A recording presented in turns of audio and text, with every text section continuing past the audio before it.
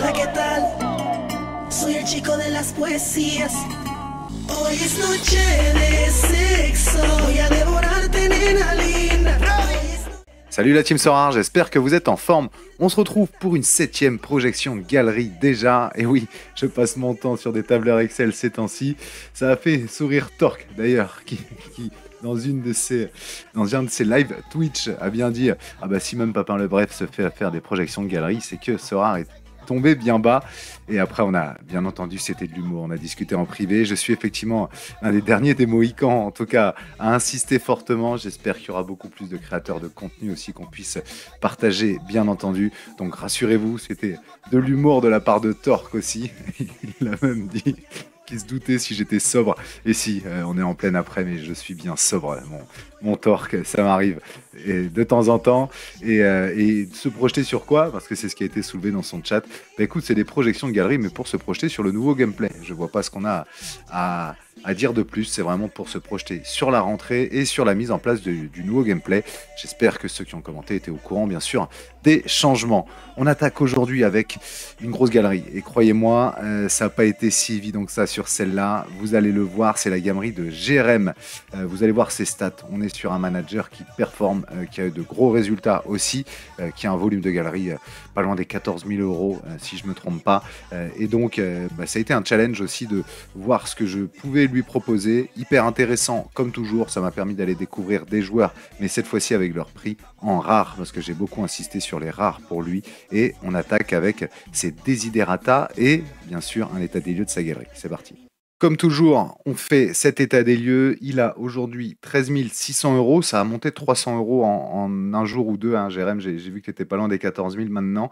Comme quoi, il y a des cycles, effectivement. Par contre, 542 cartes limited. Croyez-moi, je suis pas allé toutes les checker. J'en ai checké pas mal, mais je suis pas allé toutes les checker. Prix total, 4 201 euros en limited. Moyenne par carte, 7,75. Club suivi, championnat privilégié, bah écoutez, j'ai juste copié-collé ces mots qu'il m'avait fait. Donc je trouvais ça très intéressant. Donc je les ai copié-collés, on va les détailler après. Et en rare, il a 208 cartes également, 9 456 euros. Ça fait rêver de prix total pour les rares avec une moyenne par carte de 45-46 qui pourrait être plus élevée en GRM. On verra ça aussi, comment on peut faire le tri. Ces mots, il privilégie les rares. Sa priorité, c'est la U23. Il voudrait être très compétitif en rare notamment. Rester bien entendu au top de la tchal. Il faut le savoir et il ne le dit pas que c'est un expert du Brésil, l'ami Jérém, passionné du championnat brésilien et des joueurs brésiliens et même de l'Amérique du Sud en général, j'ai l'impression. Donc rester au top, mais moyen de réduire la voilure. Il aimerait se diversifier, jouer la Champ Europe. C'est pas forcément son kiff sur le jeu, mais c'est la direction que prend Sorare. C'est comme ça qu'il le voit. En limited, il vend ses contenders, il est prêt à lâcher ses challengers et à réduire ses Champ Europe. Il a accumulé beaucoup trop de cartes et avec l'arrêt de Play Sharper, compliqué de tout suivre à la rentrée. Effectivement, c'est pas le premier à dire ça. Ça va être compliqué d'aligner les équipes et d'éviter les DMP. Les compétitions qu'il aime jouer, la U23 et la Tchal Off, bien entendu, Season. Il a monté une contender in-season Argentine-Japon, il aimerait bien continuer avec. Les championnats qu'il suit, le Brésil, la MLS, le PL, la Première Ligue et la Ligue 1, qui regarde Brésil, MLS, PL, Ligue 1, la Bundes, la Liga et l'Argentine. Étonnant, parce qu'on se chante beaucoup avec l'Argentine. Ses équipes favorites, le PSG, Palmeiras, le Racing, Columbus, Liverpool, Chelsea, Leipzig et l'Atlético Madrid. Au niveau des joueurs, il a toujours une préférence pour les Sud-Américains. Ça, c'est vu. Quand j'ai fait sa galerie, il y en a un paquet, effectivement, dans c'est plus de 740 cartes. Voici du coup la répartition de ta galerie, Jérém. Je suis venu, bien entendu, à tout trier en limited et en rare ici. Et comme on voit, effectivement, tu as un peu de champion Europe, même beaucoup en limited, mais surtout beaucoup de MLS et de Brésil ici en challenger, quelques contenders avec quelques championnats aussi, beaucoup d'Amérique du Sud, comme on voit là. Et bien sûr, je suis venu mettre aussi tous les autres joueurs qui, selon moi, traînaient un peu dans quelques autres ligues. Pour la rare, j'ai également fait la même chose où tu as 9 456 euros, avec cette fois-ci en challenger énormément de budget parce que c'est quasiment 2/3 de ton budget rare entre MLS et Brésil qui représente une grosse partie. Je suis venu après, et je te le montrerai dans le détail, mais ajuster effectivement tout ce roster-là pour justement mettre ce que j'enlevais, etc., pour dégager un peu de cash et investir sur de la Champion Europe rare notamment, et U23 d'ailleurs. Mais je suis venu aussi détailler joueur par joueur, comme tu le vois, ce que j'éliminerais, tout simplement pour justement te recréer un peu de trésor pour aller acheter des joueurs en Champ Europe et en rare. On passe du coup sur la feuille de route et donc au niveau de la feuille de route, voilà comment je l'ai construite. Je t'ai gardé bien entendu des limited, j'ai privilégié les joueurs que tu aimais bien et surtout les clubs aussi que tu voulais jouer. PSG, Liverpool, Chelsea, Leipzig, le Real, l'Atlético également. J'ai gardé Columbus en challenger aussi pour la MLS, en plus de tes trois équipes ici. Est-ce que c'est pas trop à voir parce que ça te fait quatre équipes hein, du coup en challenger. Maintenant, il y aura des weekly aussi sur Sorare, donc à voir si tu gardes pas quand même un petit stack Columbus en limited. Et puis en contender, je t'ai rajouté pour 100 euros une in-season, tout comme tu avais en rare déjà, il me semble, mais je t'ai rajouté une petite in-season contender avec pourquoi pas de l'Argentina ou de la G-League, K-League, pour venir, écoute, jouer un peu en in-season. Et U23, je t'ai gardé 175 euros. Tu as déjà des joueurs, mais j'y reviendrai. J'ai pas scouté de joueurs limited en U23 pour la simple et bonne raison que je vais l'expliquer en rare.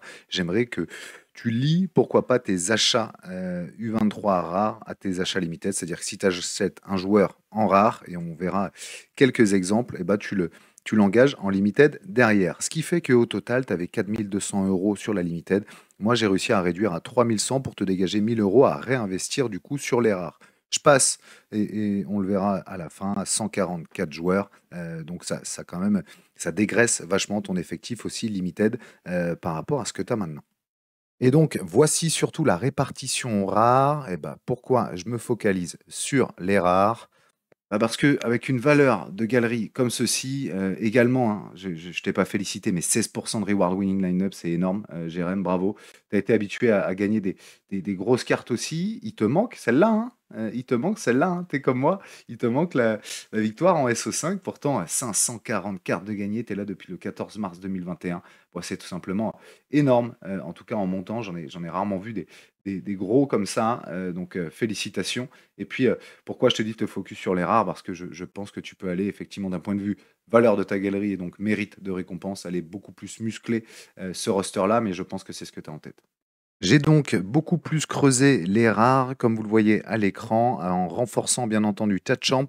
Ça, c'est le budget des joueurs que tu as déjà. Et moi, je suis venu ajuster en rajoutant des joueurs qu'on va aller regarder. J'ai essayé de privilégier des U23, notamment au niveau des gardiens. Et quand ils sont pas U23, sinon, un peu à l'image de Mittelstadt, j'ai essayé d'aller chercher des joueurs plutôt avec de la qualité, comme Mittelstadt ou Orban, en variant un peu les championnats aussi. Je me suis pas spécialisé en Bundes, en Serie A, en Liga ou en Ligue 1. Je suis vraiment venu regarder un peu partout les joueurs qui pouvaient m'intéresser et rentrer surtout dans ton budget pour aller ensuite derrière aligner au moins trois champions.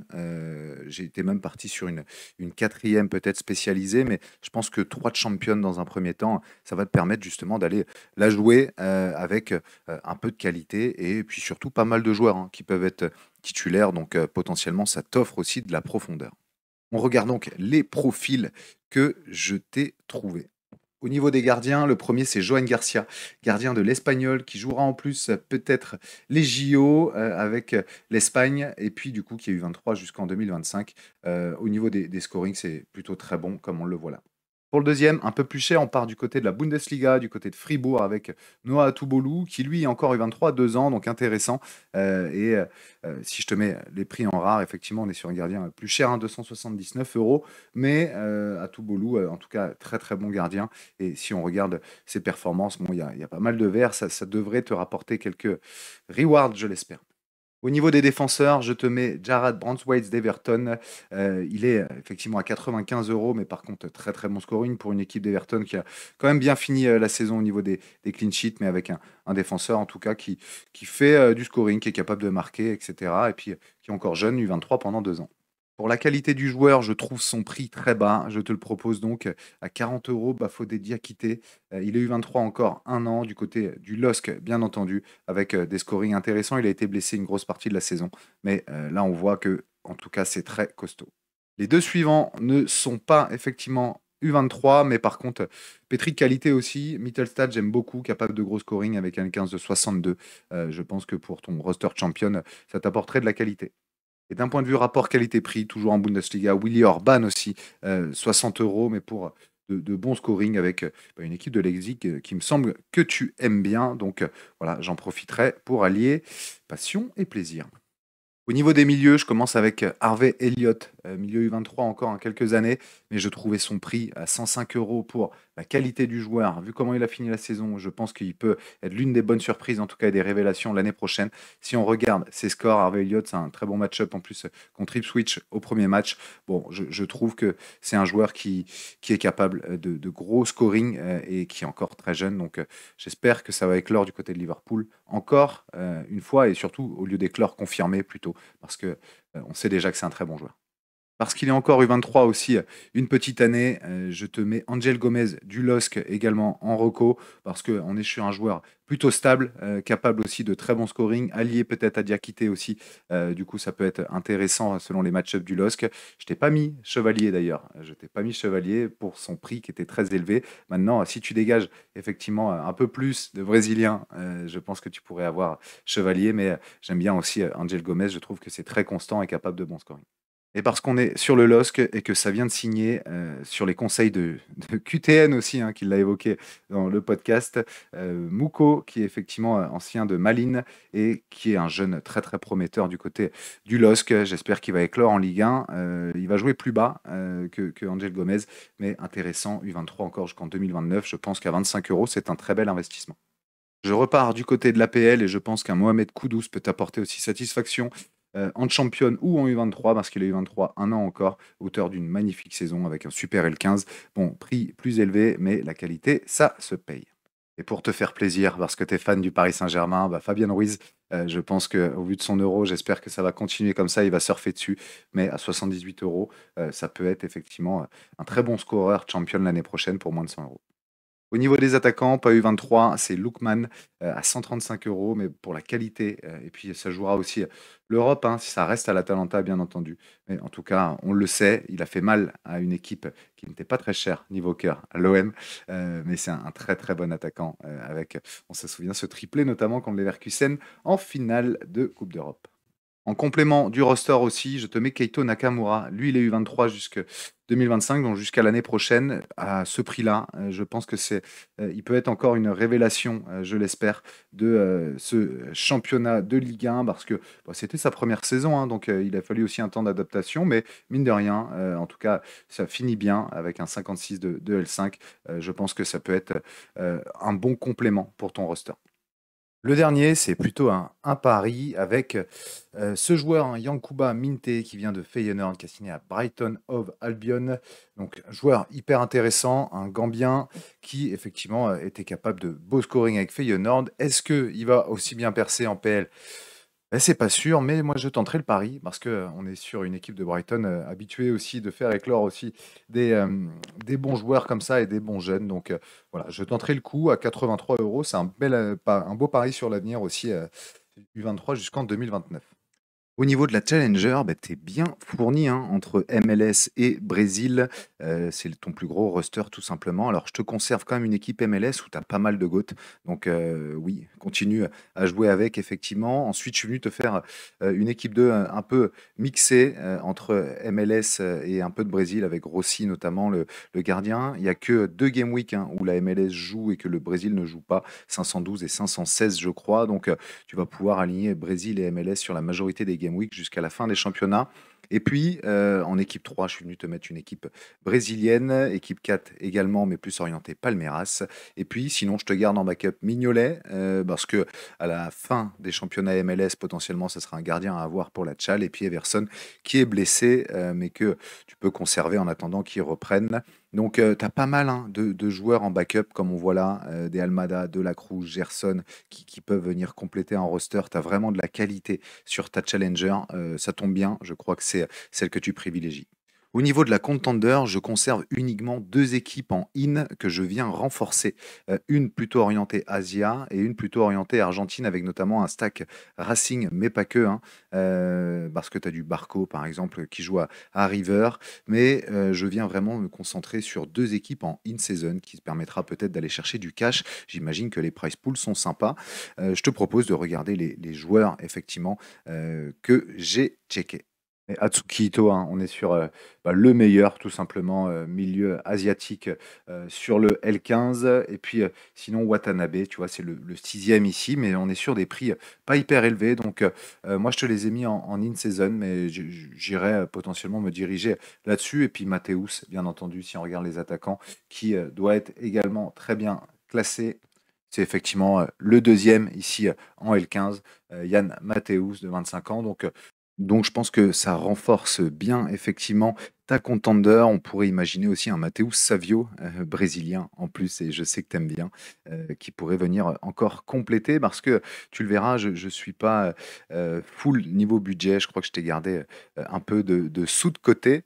Et puis bah, pour la U23, c'est là où je suis vraiment aussi venu muscler ces rosters-là. Avec, j'ai conservé tes trois gardiens, Sirois, Trubin, Kavlina, et avec tout ce que j'ai dégraissé, hein, je te le rappelle ici, mais dans le à vendre, avec notamment des Joe Willis, etc., parce que tu as beaucoup de gardiens MLS, avec tout ce que je t'ai dégraissé, bah, du coup, je pense que tu arriverais à prendre Lucas Chevalier, qui est aux alentours de 450-500 euros. Mais sinon, regardons plutôt les joueurs hein, tels que El Hilali, notamment, que j'aime beaucoup. Allez, je te le montre. On est sur un défenseur pas cher, mais du côté de l'Espagnol, en plus avec le gardien qui est U23 aussi, ça peut faire le stack défensif. Joueur qui joue latéral, regarde ses scorings, ça peut être en tout cas hyper intéressant selon les match-ups de l'Espagnol. Si justement l'Espagnol est dominant, c'est un latéral, j'ai l'impression qu'il monte beaucoup et donc qui est capable de faire de gros scoring. Il est U23 jusqu'en 2028. Donc voilà. Je me dis qu'aller à 15 euros, moi j'irais même le tenter, je pense. Et puis au milieu, je t'ai mis Angelo Stiller, que j'aime bien aussi, de Stuttgart. Alors, c'est pas le plus beau gosse, ça c'est sûr, notre ami Angelo, mais par contre, il est redoutablement efficace au niveau du AA avec Stuttgart, donc capable aussi d'être décisif. Je le tenterai pour un prix bon, qui est assez élevé quand même, mais qui montre aussi le côté recherché et sa valeur sûre. Donc voilà, 100 euros, j'irai jouer Angelo Stiller pendant une petite année encore, et pareil, tu pourrais l'ajuster en champion.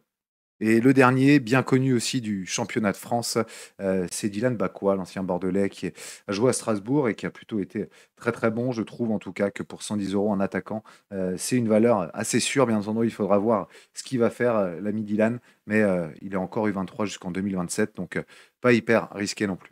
Ce qui fait qu'avec tout ça, tu vois, je m'en sors pour 10 800 € plus les 3 000 ici en limited, les 3 100. J'arrive aux alentours de 14 000, mais je crois que c'est la valeur de ta galerie désormais, même un petit peu plus. Donc, en synthèse, j'irai dégraisser les limited 2 000 €, dégraisser l'Américara. T'en as beaucoup, que ce soit MLS, Brésil notamment. Et du coup, j'injecterai dans les in-season contenders et puis bien sûr dans les Champions Europe en privilégiant bien entendu les U23. Stratégie que je trouve intéressante aussi, pourquoi pas lier tes U23 rares et limited. Ça veut dire que avec une galerie comme ça, sinon ça te demande énormément de temps de préparation de Game Week. Là, l'avantage, c'est que tu pourrais lier ces équipes-là avec justement les trois équipes U23 que j'ai mis ici. Je pense qu'au niveau des budgets, on est pas mal entre les deux. Ça te permettrait bah, voilà, de kiffer avec des joueurs en rare et en limited sans devoir te creuser un peu plus les méninges en préparation de Game Week. En parlant de préparation de Game Week, j'arrive à 13 équipes rares plus 16 limited. Donc, bah, écoute, c'est assez conséquent, j'imagine, mais avec de la qualité, hein.